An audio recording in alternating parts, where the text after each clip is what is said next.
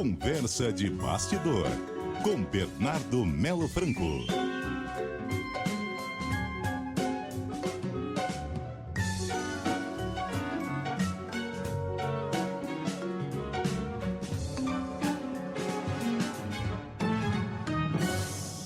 Bernardo Melo Franco está em deslocamento, precisou gravar o comentário de hoje, que nós vamos ouvir agora. Boa tarde, Sardenberg, boa tarde, Cássia, boa tarde, ouvintes. Olha, hoje eu vou falar sobre a PEC da blindagem. Essa proposta, ela muda a Constituição para blindar os parlamentares de investigações.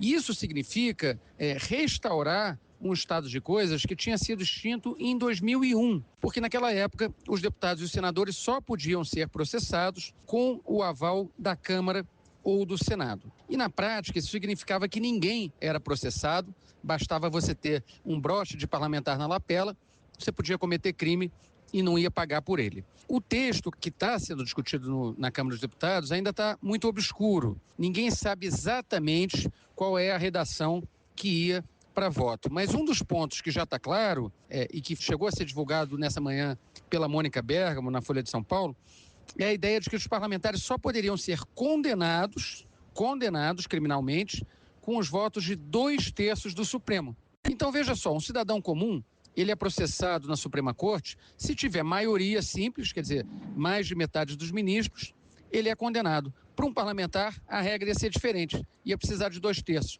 Então, assim, fica muito claro que a ideia é criar uma espécie de uma casta mesmo privilegiada que está acima do alcance da lei. Evidentemente, isso ia criar um enorme incentivo para, na próxima eleição, o crime organizado e a bandidagem não organizada lançar seus candidatos, formar chapas, mandar gente para o Congresso.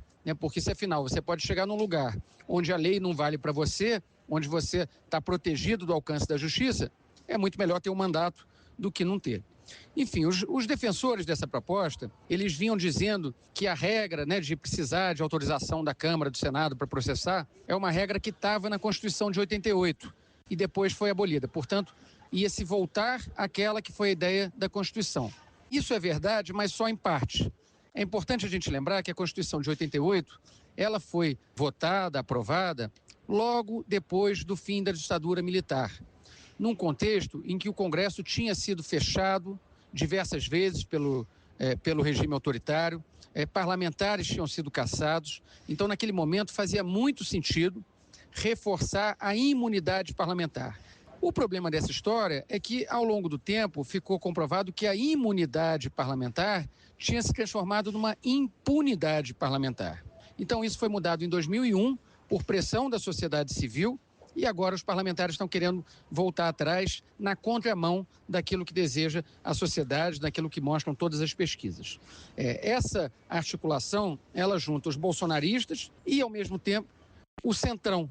O Centrão, que é aquela massa que reúne a maior parte da Câmara dos Deputados e que tem muita gente encrencada com a justiça, muita gente pendurada em inquéritos de desvios de verba em geral, mas de emendas parlamentares em particular. Então, a gente vem falando disso aqui também, Sardenberg e Cássia, do medo que os parlamentares têm do Supremo nesse momento da investigação das emendas.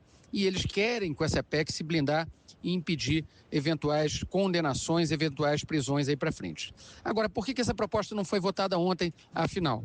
Estava tudo certo, tudo pronto. A ideia, inclusive, era votar mais tarde, já com o plenário esvaziado, de forma remota, ou seja, os parlamentares não iam nem ter que botar a cara, os deputados não iam ter que se expor para votar a favor desse texto. Só que ontem, uma reunião na residência oficial do presidente da Câmara, deputado Hugo Mota, teve bate-boca, não houve uma convergência ali da redação final desse texto, o governo estava pressionando contra e acabou que o Hugo Mota achou mais seguro deixar isso para depois, não tinha garantia de ter os 308 votos no plenário que são necessários para mudar a Constituição. Agora, é só uma suspensão temporária. Essa ideia continua na gaveta, continua na cabeça dos parlamentares e deve voltar a ser discutida na semana que vem. Portanto, olho vivo, Sardenberg e Cássia, porque essa é uma proposta, essa PEC da blindagem, que pode ainda voltar à pauta aí nas próximas semanas. Justamente no momento em que o país começa a julgar o ex-presidente